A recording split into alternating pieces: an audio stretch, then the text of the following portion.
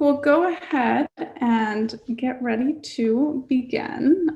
So I want to just start by welcoming everyone today and thank you for being here with us today at our community conversation with From Privilege to Progress. We appreciate all of your presence with us, and we so appreciate Melissa and Michelle from Privilege to Progress who are here with us today to lead that conversation. So thank you all, and thank you all for coming.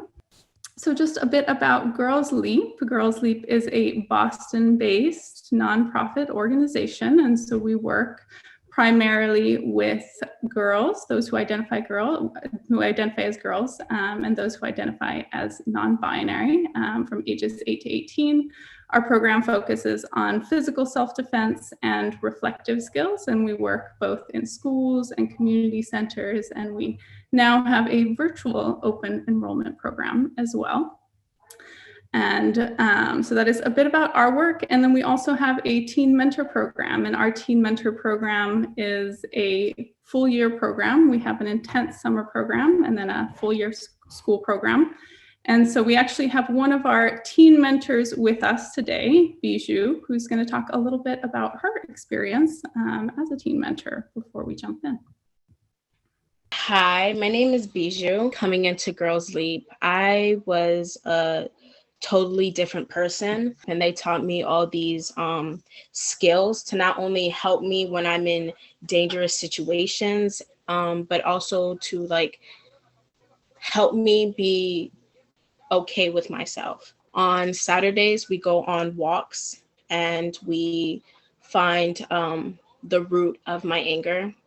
And that helps a lot. I know from just one session that I had better skills and I knew what to do. So as I've said, and I've said a lot of times, that Girls Leap is my home, and I wouldn't leave Girls Leap for anything else. It doesn't feel like a job. It feels so much more. Thank you, Bijou. I appreciate that. Thank you. And I realized I had forgotten to introduce myself. So I am Raquel. My name is Raquel Saenz, and I am the program director of Girls Leap. And so what Bijou was talking about as well, and thinking about, I think, a big part of our work is creating these safe spaces to share and building these spaces where youth feel at home and feel that they are part of this community.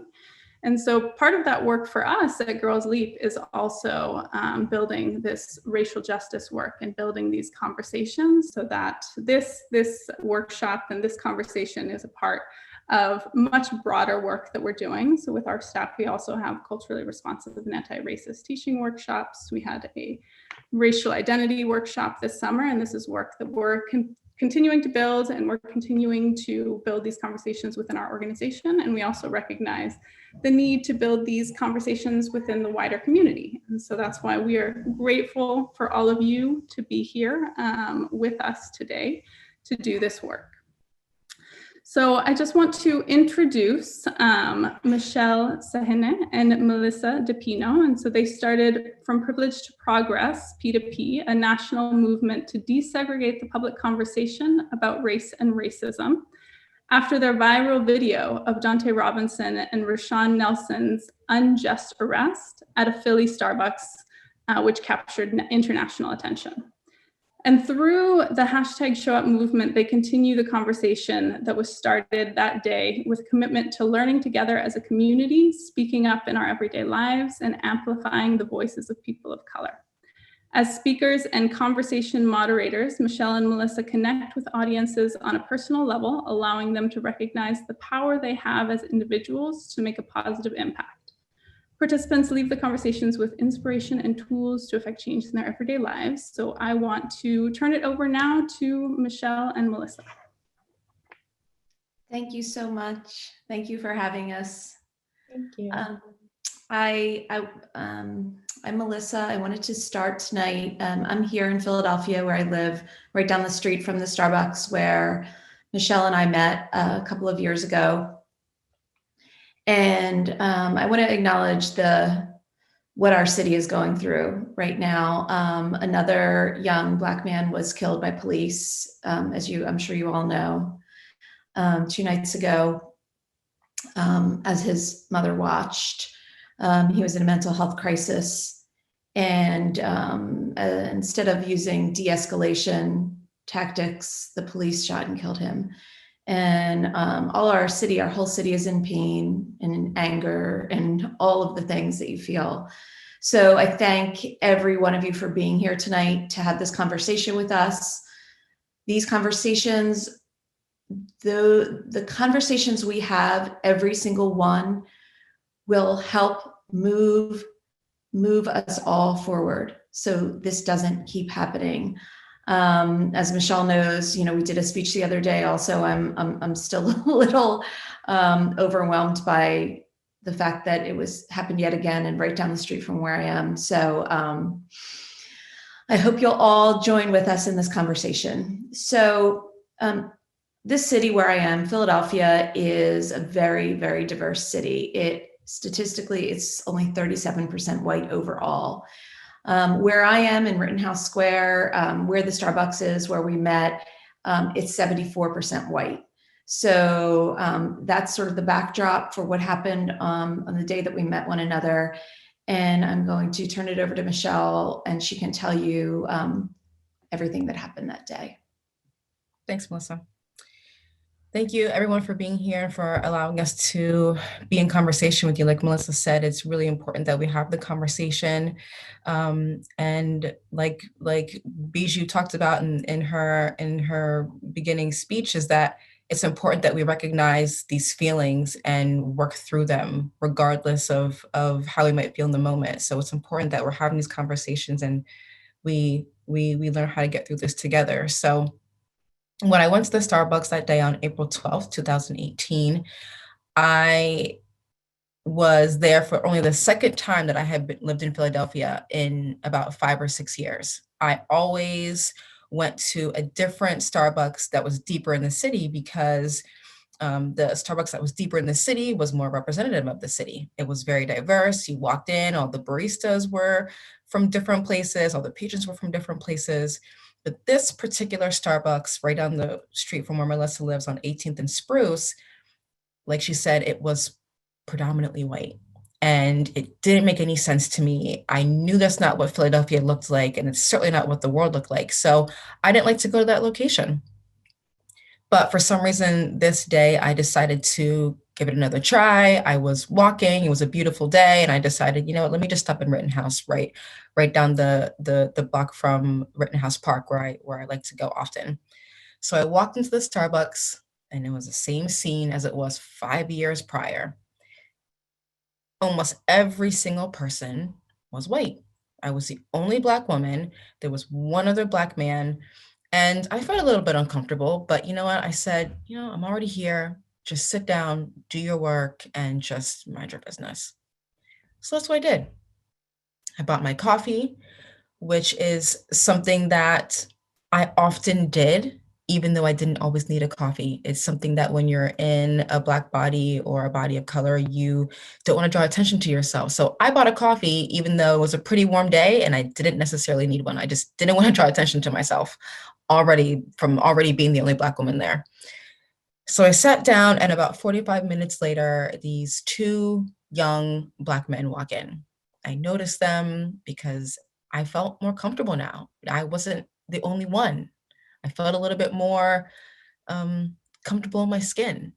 They were young. I thought they were cute. I thought that they were dressed really nice and swaggy. The one had really nice sneakers on. The other one had a really nice jade green coat. I just thought that they were stylish. So I was paying attention to them. And I saw them walk up to the barista, and I heard them ask if they could use the bathroom. And she said, no, it's for paying customers only. And they said, okay. And they sat down. And that was it. Nothing else happened. And it's interesting. Like if someone has to use the bathroom and someone tells them no, I mean, these guys, they were just like, okay, they probably could have even said something back like, hey, we're waiting for somebody, we're going to buy some later, but they just said, okay. And they sat down. They didn't even combat with her. They didn't try to negotiate. Nothing else happened. But as they were sitting down, something about the energy of that interaction didn't feel right to me. And I wasn't able to take my eyes off of this barista. And right away, I said to myself, I think she just said something racist. Because she was walking away and she was mouthing something to herself. But I realized in that moment that I was being judgmental. I was doing something to someone that I didn't want them to do to me. And I was sitting there at the table having a dialogue with myself. I said, Michelle, you are not treating someone the way that you don't want to be treated. You are judging someone really based on the color of their skin. I saw a white woman talking to two Black men. I didn't like it, and I made a rash judgment. But in those moments, it's really important that we check ourselves. And I said, Michelle, you have no idea what she just said. Maybe she forgot some simple syrup in the back. Maybe she forgot some coffee beans. You need to mind your business and keep working. So that's what I did. I told myself to mind my business. I put my head back down and I kept working. 5 minutes later, the cop showed up, which was strange. I'd been there for almost an hour and nothing had happened. So me being who I am, and I was actually very close to the barista and the police officers at this moment, I actually tried to lean in so I could hear what they were saying. I was curious. I thought, oh, maybe they're responding to something that happened earlier in the day, maybe even potentially the day before. I'm just curious as to what the police are doing there because it was a very, very quiet afternoon. And in that moment, I heard the barista lie. And I heard her say, those two guys in the corner are refusing to leave. And my heart dropped. My heart dropped because it was very obvious to tell which two guys she was talking about. They were the only two Black men in the corner. My heart also dropped because there was no investigation. There was no follow-up questions. I assume maybe similar to what happened on Monday night in Philadelphia with Walter Wallace when he was having his mental health episode. There was no question. They saw the men and immediately thought to themselves, they're criminals. They said, oh, those two? She said, yes. And they beelined for them. So in that moment, I started sweating. I started shaking. If anyone's ever had a panic attack, I used to suffer from them. And so my hands started tingling and getting kind of sweaty. My feet started tingling and going numb. I remember within a few minutes, I had actually sweat through my shirt. That's how nervous I was. Because 2 turned to 4, turned to 6, 8 police officers in a very short amount of time to come and arrest 2 Black men for simply not buying coffee. What was more frustrating to me is that the white guy that had been next to me for 45 minutes, he didn't have a coffee. I saw a white girl come in mid-jog and use the bathroom. And I remember thinking to myself, I wonder if she works here, that she knows the code to get into the bathroom. I wonder if she patrons here so frequently that they trust her and know her, and just as a courtesy, gave her the code. Because I'm watching 2 guys be arrested for not buying coffee when at least half of the people around me didn't have coffees. The only difference was the 2 men being arrested were Black. And so, because no one was saying anything or doing anything, even though I am a Black woman and I knew the risk that the risk that I was taking by approaching the police officers, I didn't have a choice. It wasn't a matter of, am I going to do something? It's, what am I going to do? I have to do something. So I started speaking up and people started asking me what's going on. And I said, they're being arrested for not buying coffee. That's what's happening here. I told the Starbucks. I walked right up to the police officers and I said, why are you calling the cops? I'm sorry. I said, why are you doing this? And they told me to go ask the barista, which I thought was an interesting response. To me, it was the opposite of de-escalation because I'm angry at this moment. I'm angry, I'm upset, and I'm loud. But they told me to go ask the barista anyways. I said, okay. I went and I asked the barista. I said, why'd you call the cops? And her face, her neck, her chest got crimson red, just flushed red immediately. And she said, I can't really say. I said, oh, I can say. I watched the entire thing happen from beginning to end. Did you feel like your life was in any danger? And she ignored me. And she walked down the Starbucks aisle. So I followed her. I asked her again, did you feel like your life was in any danger? And she ignored me again. So I took a step back. I yelled at her. I told her that she was a coward. I went and I packed up all my stuff. And I remember at that point, everyone was just staring at me and it was dead silent. And I saw some women and a woman who's now my friend over in the corner, her lips started quivering and she was about to cry. And I was hoping that she wouldn't cry because I was on the verge of tears myself. A woman next to me was packing up her stuff too. But still no one was saying or doing anything until Melissa stood up from across the Starbucks. And she said something along the lines of, I was just here the other day. I come to Starbucks. I sit here for hours. I don't buy a coffee. No one ever asks me to leave, and you know why. And so at that moment, we didn't realize it. But after we made eye contact from across the Starbucks, we kind of staged a walkout, and about half the Starbucks walked outside with us. I remember a gentleman went inside to buy 2 coffees for the men, came outside and gave the cops coffee and said, if this is really about coffee, can you release them now? And they said no. We knew it wasn't really about the coffee. These 2 men were handcuffed and taken to jail for 12 hours for not buying coffee, while there are people all around doing the exact same thing. So Melissa came up to me. She said, this needs to go on social media, and asked me if her caption was okay. I said yes. I didn't actually look at it. There was so much commotion going on. I was still so upset and sweating and shaking. I just said, yeah, sure, post it. And within 24, 48 hours, it had went viral. And I had people texting me and calling me saying, Michelle, this incident that you told us about is viral, but who's Melissa DePino? Why aren't you saying anything? I mean, I had friends urging me, Michelle, you have to say something. It's ridiculous. You're going to miss your opportunity. And to be honest, at the moment, I was uncomfortable with that because the situation wasn't really about me. I wasn't the one that got arrested. I wasn't the one that was racially discriminated against. But I also understood intuitively what was going on with Melissa. And what was happening is that the media and the news outlets were changing the story, and they were making it about the white woman who said something about racism, because it happens so little. People that look like me are typically the ones that are speaking up about racism. Only people that look like me. But when you see a white woman do it, it's like, stop everything. There's a white woman talking about what racism looks like today. So I'm watching this play out. Fortunately, I got a random text message a few days later saying, hey, Melissa DePino's trying to find you. Because after speaking to her, I realized she understood what was going on too.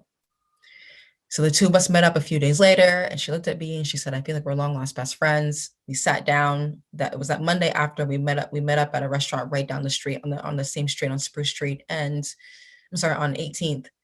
And we realized that the world was talking about what racism looked like today, as if they didn't know. They were talking about what privilege looked like today, as if they didn't know. So we said, you know what? This is our opportunity.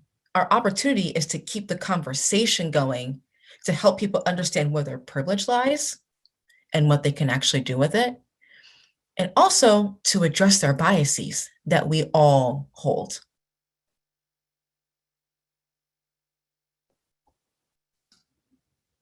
Thanks, Michelle. Yeah, that was a strange, life-changing day. I had never spoken up before that day. I just hadn't. I didn't think I needed to. I always thought of myself as not racist, one of the good ones. What did I need to do about it? Because I'm not racist. I didn't think it was my place. I saw things that had happened, however many years before when Black Lives Matter started. And I thought, well, that's not really for me. Black Lives Matter isn't for me. Am I inserting myself? I just stayed out of it. I will say too many times, let jokes go by or let comments go by because I felt uncomfortable or ashamed or I didn't know what to say. But yeah, that day was the first time I had ever said anything. And honestly, Michelle was the one who said something. I just ended up amplifying her voice. And that caption, I did my best, and it worked out in the end, even though Michelle didn't actually read it for me. But the thing that was strange about that day for me is sitting there and hearing Michelle and seeing Donte and Rashon sitting in front of me as 2, 4, 6, 8 police officers came to detain them and take them away and put them, bring them to the station and put them under arrest is, they could have been my sons. I have a 17-year-old, 20-year-old son. They could have been my sons. They were dressed like my sons. Michelle said they were dressed cool. They were. The only thing different about them was the color of their skin. And yet, if that had been my sons, there's no way that would have happened. So in that moment, something happened in which normally, and I know you all know what I'm talking about when I say that when you're in a space, you're a white person in a space, and there are only a few Black people, you notice those people as Black. But in that moment, I noticed myself as white. It was a really strange moment. And so I went home and I called a friend like me, a middle-aged white woman, not racist. And I didn't realize it, but that conversation that day, that would be the beginning of my education at the age of 50. That's a lot of years to internalize all the things that come through the media, to internalize the whitewashed education we all received. But when I called this friend, the first thing she said to me was, there has to be more to the story. I mean, what did they do? There has to be more to the story. And in that moment, I thought to myself, if I hadn't been there, I would have said the same thing. And I'd love everybody here to just think about it. When you saw that video or that story on the news about that incident, did you think to yourself, there has to be more to the story. That doesn't happen. That doesn't happen in 2018. Because as I said, I would have wondered if I hadn't have seen it.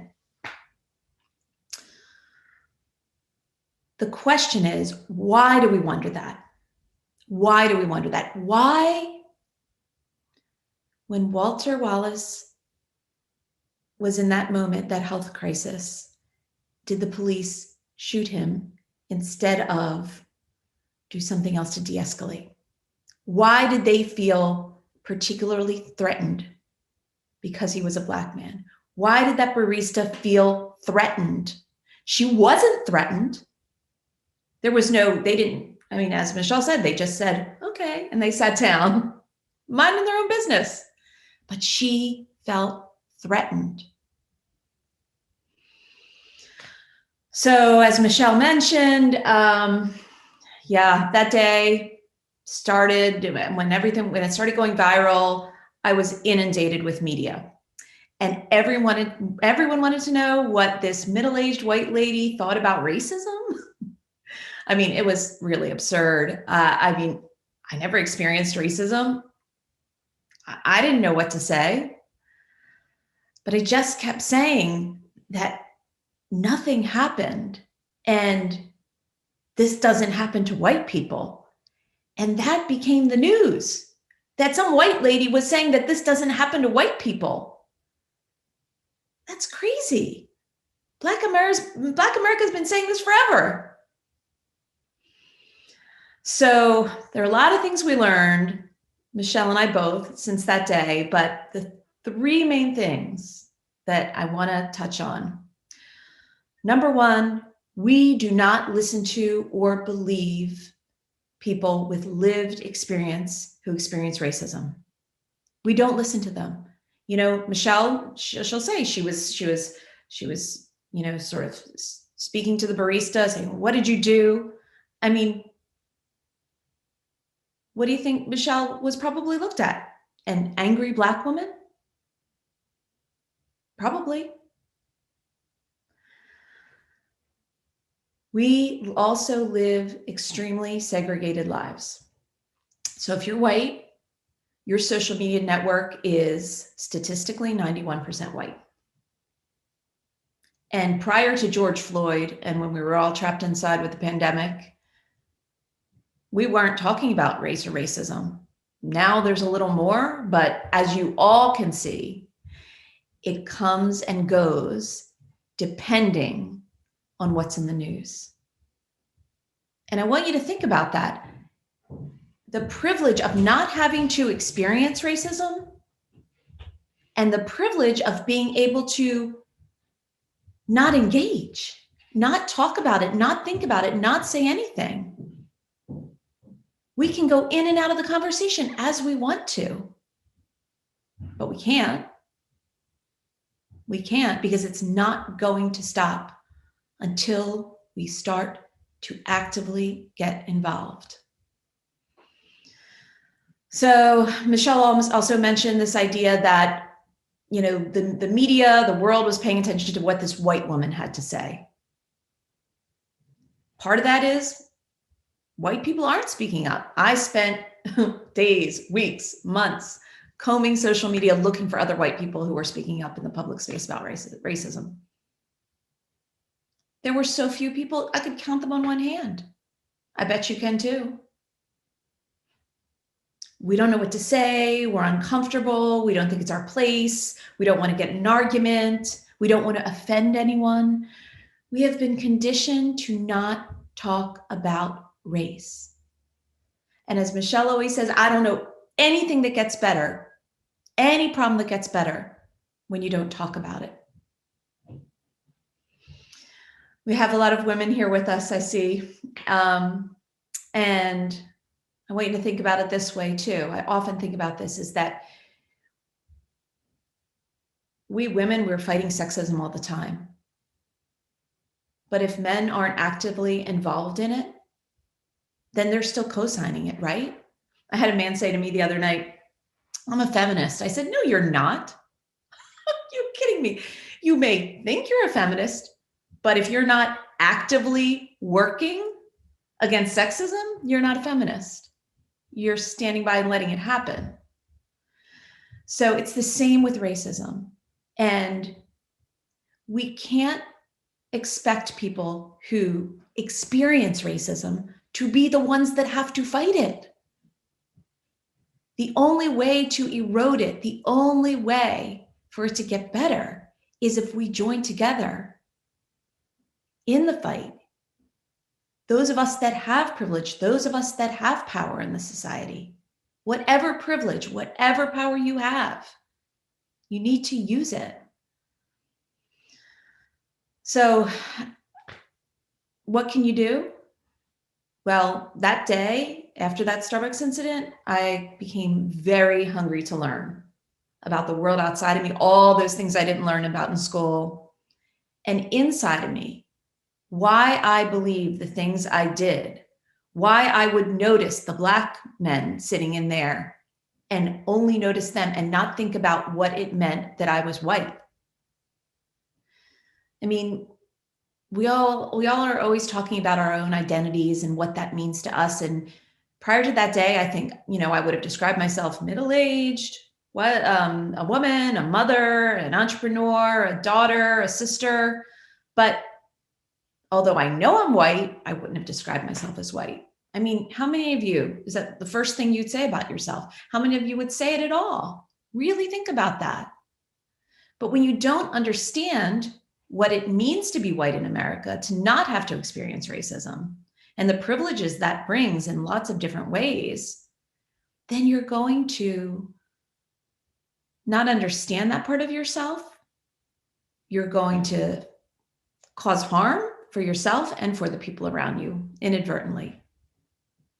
Because the things we do and say when we don't understand what's going on inside of us and the biases we hold, they cause harm and they cause pain and they work against the progress that we're all trying to make.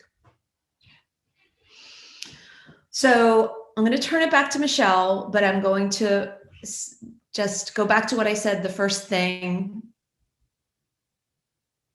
when I first started speaking, and that is that this is the most important thing that you can do, is to have these conversations, no matter how uncomfortable they feel. I mean, trust me, any embarrassing thought or defensive thought or any shame you feel or anything you feel, I have felt it. I have embarrassed myself many times. I've said the wrong thing. I mean, the first time that someone interviewed me, the first thing I said to the interviewer was, "Can I say the word black?" I didn't know. It takes time to undo all these things that are within us from our education and from the media and from being part of this society. It takes time, but you need to start and you need to stay with it. And hopefully today will be another step on that path for you, whether it's the first step or a later step. But hopefully we'll begin this conversation today and you will all help us keep it going. Okay, Michelle. I'm going to piggyback off of what Melissa said there about the shame and the guilt and feeling those feelings. I just had a session with my therapist last week who reminded me that resisting those feelings, shame, guilt, fear, it only makes it worse. It only ever makes it worse. When you do not want to feel ashamed, what that does is it continues to, you continue to do things that make you feel ashamed. Because not wanting to feel ashamed means that you're not actually doing the work. You are ignoring and bypassing anything that could make you look at yourself to say, "Ooh, I did that. Oh, I'm really ashamed about that." You don't even want to go there. So you ignore it. And then you keep doing things that are causing you to feel ashamed because you're not learning, which is actually making the shame worse because deep down, you know, you're not doing the work. When you feel guilty, you don't want to feel guilty. When you try to avoid feeling, acknowledging anything that you've done that makes you feel guilty, that means that you're not going back to learn from your past mistakes. And then you keep making the mistakes. And deep down, because you know you're not actually doing the work, the guilt grows. The fear grows. And it only compounds and gets worse. It gets worse. Our anxiety gets worse. All those feelings will stop us from actually making progress. And it's something that I had to learn in therapy over the past few years because as a young Black woman, first generation African, grew up in a white town, because of all the ways that I was taught in school, like Melissa said about our whitewash history, the media that I watched on TV. I mean, I lived in an all-white town, yet on the 5 o'clock news, the only criminals that they showed on the 5 o'clock news were Black. It didn't make any sense to me. I'm like, where are they finding these Black, where are they finding these criminals? Every criminal I knew was white. But we were being conditioned and manipulated every single day of our lives through the media, through our education system, to hold these racist biases. It's just a fact. I mean, now we are all coming into this racial reckoning in America, and we are finding things out about how this country was created and the things that have been going on, and people are floored because we never knew. And a young Black girl living in a completely white town who just wanted to be accepted and just wanted to fit in. Unfortunately, what happened to me is I started to internalize that racism. And I started to believe the racist things that I was learning about the people that looked like me. Talk about racial identity crisis. I was starting to believe racist things about my own people. That could not make a young girl feel good about herself. I tried to separate myself from the Black community. I tried to believe that somehow I was different because the way people accepted me, but only kind of, because I could have a PhD in microaggressions easily. I remember I don't remember, my parents just told me recently that someone called the cops on my uncle in the 80s. He came to visit us. He was just taking a walk, and someone called the cops on him because they didn't recognize this Black man because he wasn't one of the 2 Black families in the town. I didn't see my uncle again until I went to Africa. He never came back to visit us ever again. And it took me years to work through that shame and that guilt of recognizing that I myself as a Black person was holding racist biases. I had to go to therapy to work it out. And it hurt. But if I hadn't went through that pain, if I hadn't went through that therapy, I wouldn't be able to do what I'm doing today. There is absolutely no way that I could be sitting here talking to you. So when someone tries to tell me that they don't hold any racist biases and they don't hold any racist beliefs, I'm like, you're lying, homie, you're lying. Because I grew up in that environment. I was surrounded in it. I was swimming in it. And there was very little escape. Where do you turn to when everyone around you is white besides your family? And a family that comes from Africa who's never experienced racism until now, until they come to this country. There was no racism in Ghana. They didn't know what that was. I'm not even sure if they understood what was happening to them. I can have conversations with my parents now as we're all adults and we're now realizing, oh yeah, that neighbor and that incident at this grocery store and this, and we were all just figuring it out together. But that's what we need to do. We need to keep having these conversations together. It's going to be painful. You're going to think to yourself, wow, that thing that I said to that man, that was racist.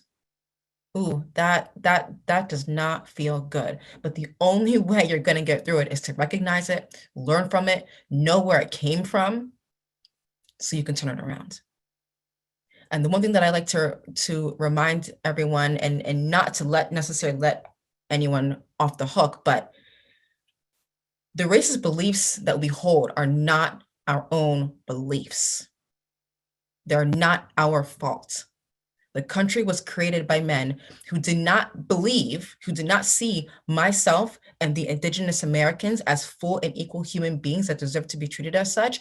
And then they went and created an entire country and entire systems based off of those beliefs. And they did every single thing in their power to make the people around them believe that, so they could divide us and they could control us. That is why America is still having the problems that we're having. That is exactly why. I have family in the UK. I have family, obviously, in Africa. I have family in Italy. And there's racism over there. There's racism in Europe. Of course there's racism in Europe. But even over there, they ask me, Michelle, what is going on over there? Are you okay? Do you feel safe? What's happening? Because we have a very unique problem here. We have a very unique problem in this country where the divide and control is still being perpetuated and manipulated every single day in all of our systems, in healthcare, in housing, in the environment, even the food that we eat, the education that we receive. I remember one time my brother's a nurse, and he was in the ER. He actually pulled out his own IV and walked out of the hospital because he had been neglected for like 3 hours. And as a nurse, he knew for a fact he was being neglected.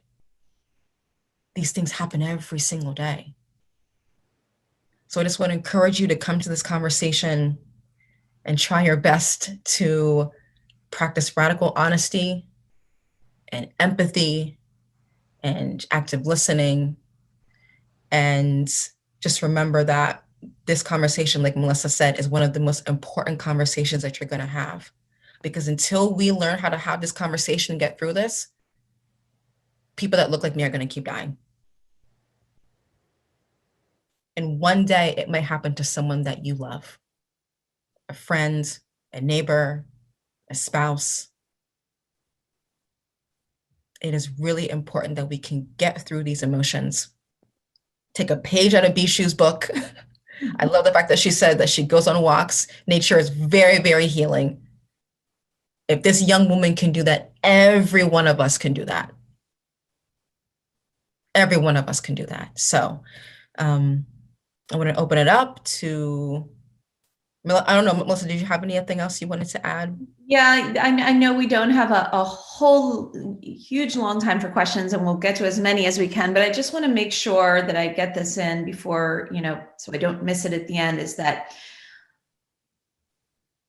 one of the main things that people always say is, what can I do? And, I think we've touched on it a few times, but I just want to reiterate, right where you are, there are things you can do every day. We are not asking you all to become activists like Michelle and me, although that would be great if you wanted to, and you could.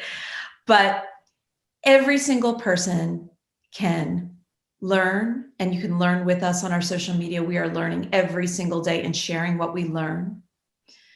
You can speak up in your everyday life, and when you hear or see something that isn't right, even if you don't know what to say, just interrupt it and say, that's not okay.